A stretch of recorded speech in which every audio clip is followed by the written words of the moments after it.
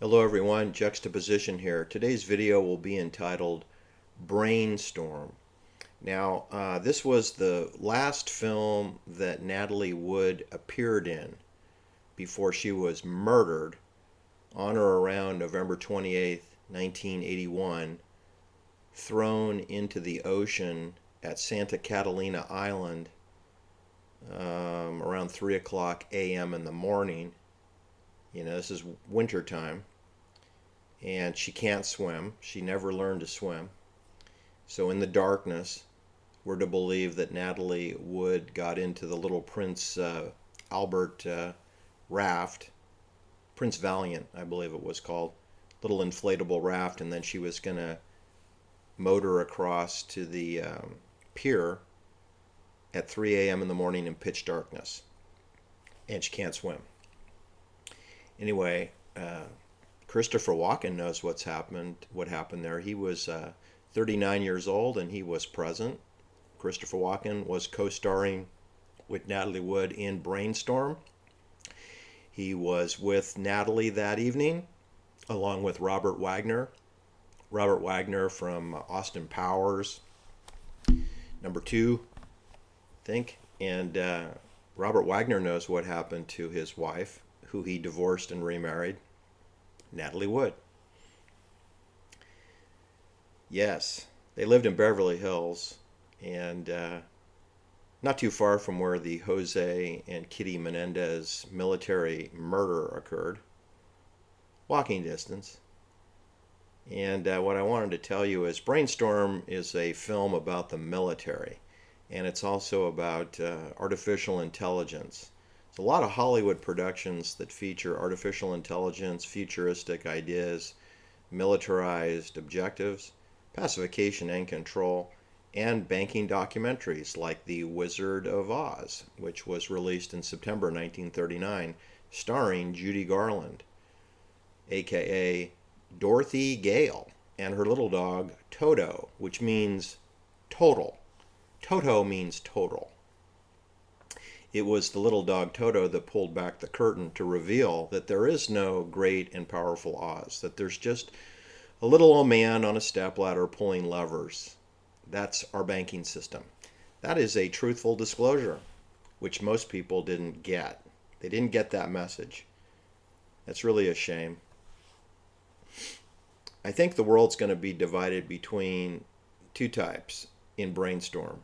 We're going to have a brainstorm. We already have a brainstorm. We have helter-skelter. We have chaos. We have diversion, distraction, psychops, and poppycock and propaganda. But here's the thing. Just because we have a cackling cacophony of chaos vice president, Kamala Harris, doesn't mean that you have to suspend your critical thinking skills. But I believe that our world will be divided very quickly, if it isn't already, into those that have cognitive dissonance. They suffer from cognitive dissonance where they just go with the flow, right? The current, they follow the banks control the flow and the direction to the sea. And that's 99% of the people on this planet do not possess the critical thinking skills, nor are they brave enough and have the confidence in those critical thinking skills. See, let's say you do have some ability to think and reason, but you're a coward. Well, if you're a coward, you're going to go with the flow, which means you follow the majority, which means that you are going to be techno-enslaved. Then we have another group, which is going to be the minority group, and those are the brave, confident, curious, ever curious, independent thinking, liberty-loving people known as the wacky conspiracy theorists. Those are going to be the critical thinkers, and that's the future of humanity. They need to breed prodigiously, because believe me, the other end is doom. It's Doomsville, USA. Anyway, this movie Brainstorm is a metaphor for everything that we're in right now. After Natalie Wood died, it wasn't released for several years because of the lawyers and the insurance companies and the studios, and the director of the film is, most people don't know the name, so I'm going to just say it, Douglas Hunt Trumbull. Douglas Trumbull. He didn't go to a fancy school. He didn't go to Harvard or Stanford or USC or MIT or Princeton. He didn't go to Yale. He went to El Camino Community College in Torrance. Community College in Torrance. Torrance is home to Union Carbide, home to Hughes Space and Communications Military Intelligence. It's next door to San Pedro, which was home to Sharon Tate's father, who was stationed at Fort MacArthur. That's home to where Timothy Leary spent time at Fort MacArthur and Terminal Island Prison. Timothy Leary was Army Intelligence. Sharon Tate's father was Army Intelligence. Lou Brown, Nicole Brown Simpson's father, Army Intelligence. He's familiar with Fort MacArthur and Los Alamitos Joint Forces Base, which is in close proximity to Long Beach, which is in close proximity to Fort MacArthur, named after Douglas MacArthur's father, in case you didn't know. Douglas MacArthur has a prominent father, and he got the name of the San Pedro Army Base, hence Fort MacArthur. Anyway, that is in close proximity to where Douglas Trumbull went to community college. His father worked in the aerospace industry, of course. That's why they lived in Torrance. That is aerospace. That's where Mar Vista is. That's where Robert Lamb's temporary fake wife resided in Wilhelm's home. It's a CIA home in Mar Vista. It's next door to Marina Del Rey, where Natalie Wood was last seen alive, Marina Del Rey. And Dennis Wilson was murdered under peculiar circumstances and was twice married and twice divorced to Karen Perk Lamb. Just like Robert Lamb was married for 9 months to Karen Perk Lamb, Dennis Wilson was married to Karen Perk Lamb twice. Yes. And there she is. And she knows Terry Kath, who was murdered in Woodland Hills, which is code for the porn industry, at the corner of Miranda Street and Fallbrook. Miranda Street? That's a CIA program. The Miranda Project? Yeah, Terry Kath was killed one house away from Miranda Street on the same block that there's a Jewish synagogue and across the street from the First Baptist Church of Woodland Hills, which is a surveillance house for the murder scene of Terry Kath, who was murdered. He was not suicided. It is impossible to shoot yourself with a 9mm Luger by accident. It can only be done deliberately on purpose, and typically with someone else pulling the trigger. All right? No responsible gun owner doesn't understand how to look in the chamber and with a feel of the gun. I'm just blown away with the number of people who trust the media. The media is never correct on any topic, including the weather. They can't even get the weather correct. That's how dishonest the media is. Just turn it off, people. Just turn it off. All right. So anyway, Brainstorm, if you didn't know, is a movie about the military taking over people's mind, like the Manchurian Candidate. I mean, the Army or the military or NATO forces, they just want people to obey orders, right? They're all about obedience. We follow orders or people die. So they really do want robots. That's what they want. And they put psychological pressure on all officers and all infantry people. And it's not an accident that they do that. They do that deliberately on purpose because they're in the command and control business. Anyway, you should know that Douglas Hunt Trumbull, his father, who was in the aerospace industry, worked on The Wizard of Oz under special effects. So he has experience with the great and powerful Oz on screen dating back to 1939 when The Wizard of Oz was produced and released. Then his son, who went to the junior college there in Torrance, California, went on to be involved with a number of projects that you've heard of. Let me give you a short list of them. Douglas Trumbull participated in 2001 A Space Odyssey, which was released in 1968 with the HAL 9000 supercomputer, artificial intelligence, the HAL 9000. And Douglas Trumbull was pioneering methods of special effects for 2001 Space Odyssey. We all hear about Stanley Kubrick, but we never hear about Douglas Trumbull, who was younger then. He's the same age as Sharon Tate.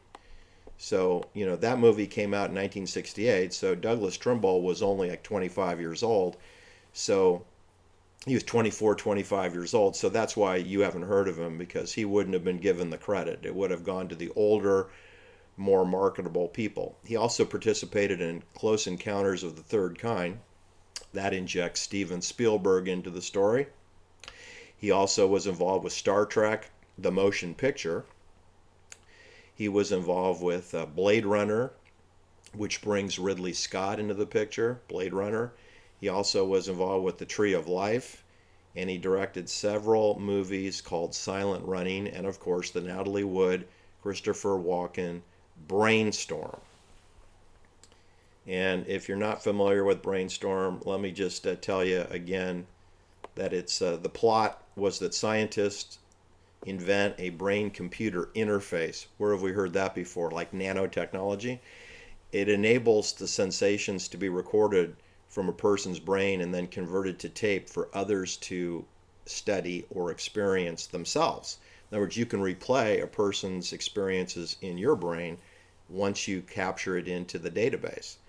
The scientific team includes the estranged husband and wife, Michael and Karen, as well as Michael's colleague Lillian. See, so you have a little love triangle there between Natalie Wood and Christopher Walken and Louise Fletcher, who played Nurse Ratched from One Flew Over the Cuckoo's Nest. Yeah, she's in here too with Christopher Walken and Natalie Wood, as is Cliff Robertson, who is famous from 3 Days of the Condor, a CIA documentary film.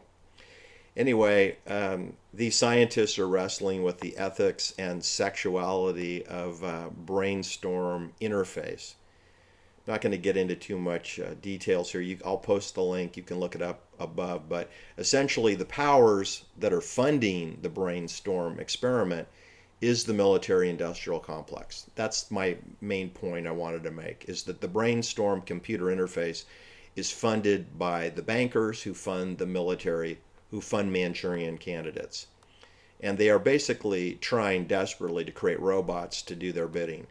Right now we're using human interface, but how long before we just delete the human completely and just go directly to the artificial intelligence world? And that takes me to the next point, which was 2001: A Space Odyssey. One of the most disturbing elements of that film, which I saw in Berkeley on Shattuck Avenue during the peace riots. I actually saw 2001: Space Odyssey in 1968, which was when we were having the CIA planned, bricks throw windows on long Shattuck Avenue and Telegraph. And there I am going to the cinema on Shattuck Avenue to see this film, 2001: A Space Odyssey, featuring the HAL 9000 artificial intelligence computer.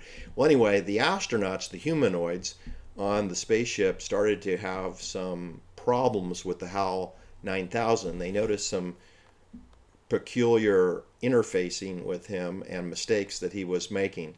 So they have a private conversation, which they thought was private, but their lips were visible through the porthole of one of the little crafts. And I'll just read a bit of the dialogue here. I've got a bad feeling about him. You do? Yes, definitely. Don't you? I don't know. I think so. Of course, he's right that the 9000 series of computers has a perfect operational record. They do. Unfortunately, that sounds a lot like famous last words. Yeah, still, it was his idea to carry out the failure mode analysis, wasn't it? Because they had a circuit breaker go bad, and the HAL recommended that they reinstall it and just write it out till it failed again. And that turned out to be a mistake. So they had to go out to and do a spacewalk to replace this faulty part. Which would certainly indicate that his integrity and self-confidence, if he were wrong, it would be the surest way of proving it. It would if I knew he was wrong. But Dave, I can't put my finger on it, but something is strange about him. So, in other words, they're having a conversation that they no longer trust the HAL 9000 artificial intelligence. They then proceed with the plan to go and put the faulty part back in to see when it failed in accordance with the HAL 9000's recommendation. They followed the recommendation of the HAL. But when Dave, the problem was that Dave locked out one of the astronauts and effectively murdered him. So Dave went out to rescue his cohort and affixed himself to the dead body of his cohort and then returned to the spaceship, whereupon he had to bark out the command, "Open the pod bay doors, please, Hal. Open the pod bay doors, please, Hal. Hello, Hal. Do you read me? Hello, Hal. Do you read me? Do you read me? Hal, do you read me? Hal, do you read me? Affirmative, Dave. I read you. Open the pod bay doors, Hal. I'm sorry, Dave. I'm afraid I can't do that. What's the problem? I think you know what the problem is just as well as I do. What are you talking about, Hal? This mission is too important for me to allow you to jeopardize it. I don't know what you're talking about, Hal.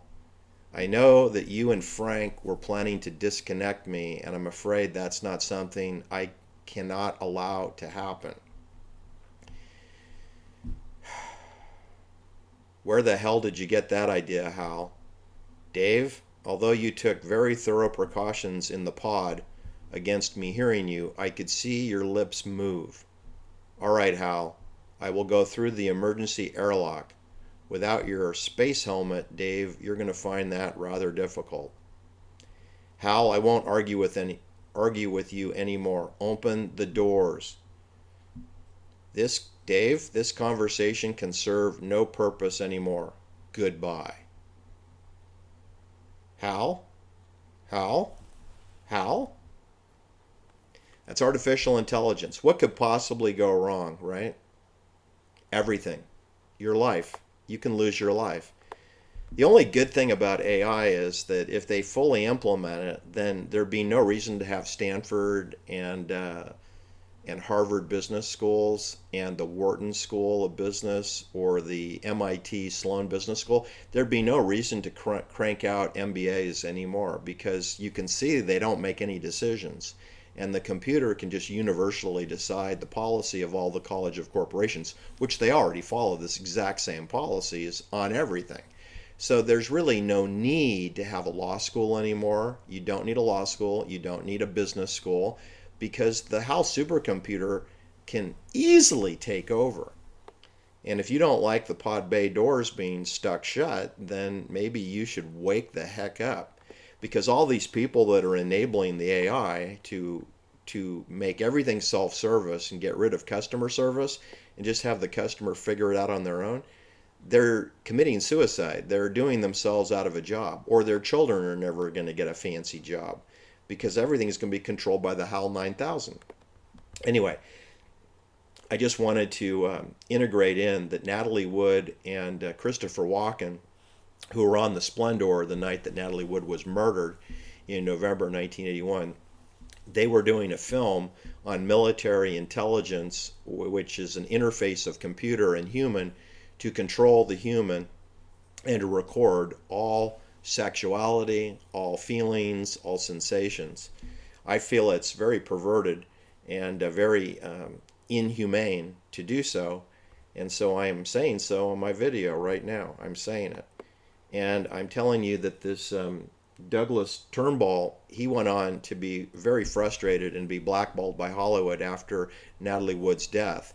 He did find work in Hollywood years later, but he's very disenchanted with the movie industry, where you have to fight and claw for everything. It does illustrate that the musical artists that you like Carol Klein, that you think is Carole King, or Neil Young, who you think is some independent songwriter, polio survivor from Toronto, Canada, and he runs the show. Or that Chicago, which is known as the big thing when it was in Chicago, it was Chicago when it moved to Laurel Canyon and signed a Columbia Records contract. That's when it became Chicago. But Robert Lamb doesn't run Chicago, and Terry Kath didn't run Chicago, and Peter Cetera didn't run Chicago. Columbia Records runs Chicago, and Warner Brothers runs Neil Young, and they run Van Halen. They own David Roth. They own Eddie Van Halen. They own Alex Van Halen. The Van Halens don't run their music. They're lucky to have a job, okay? Don't you get it? None of these people run their music. Sharon Tate didn't write her script, and she didn't pick her wardrobe. Paul McCartney didn't write his songs, and he didn't pick his wardrobe. And he didn't book himself into those corporate controlled venues either. I mean, Paul McCartney is as corporate as you get. Didn't he perform for the Super Bowl halftime show? You bet he did. Didn't the Rolling Stones do that once? Yeah, they did. And they're owned by the same corporations. The Rolling Stones, the Beatles, they're owned by CBS RCA. So I don't care what you believe. I'm just telling you that there isn't a single record or artist, Frank Zappa to Bob Dylan to Paul Simon to Carol Klein. I mean, Carol Klein was created by the same people who created the Monkees, Don Kirshner. And you know who else he created? He created the Archies, which had the #1 song, Sugar Sugar, when Sharon Tate was murdered by NATO forces in Benedict Canyon. A cartoon character had the #1 pop song in America, Sugar Sugar, by the Archies, which isn't even a band, it's a cartoon on Saturday morning, the Archies. And Don Kirshner created that, and he created the Monkees. And 10 years later, he created Carole King. He made Carole King wait 11 years before she became a solo songwriter, because she was never a solo songwriter. She was always part of a team. And none of the songs on that Tapestry album, which was released in 1971, she didn't write any of those songs. Those are songs that were written in the Brill Building by a team of RCA employees. So I'm sorry that I popped your bubble. That's what I do. I pop bubbles. When I tell you they're all doping in sports, including your favorite athlete is on drugs and hormones, I'm not joking. I'm 100% serious. They are. There are no exceptions. It's very easy. There are no exceptions. There are not one exception in the music industry. There's not one exception in television and film. There's not one exception in sports. And you'll notice how they've integrated all of those things because they're pacification and control entertainment to waste your time and to get you to believe in poppycock. Because you notice how the artists all compliment each other and they all respect each other. It's like the Academy Awards. They all clap when someone wins a prize. But they all know that they're acting. The whole thing's a show. The Academy Awards is a show. The Will Smith bitch slap, that's a show. That's not real. That the roles they play in the films, that's fake. Their scripted lines are written by someone else. The musical score is done by someone else. They have very little contribution. Jack Nicholson, Marlon Brando, James Dean, Elvis Presley are 1% of the production, which is why they get less than 1% of the money, right? They don't pick the wardrobe. They don't write the script. They don't write the lyrics. They don't compose the melodies. They are allowed a little bit of wiggle room in their presentation on the Ed Sullivan Show, but very little wiggle room. Thanks for listening. Have a great day. Bye-bye.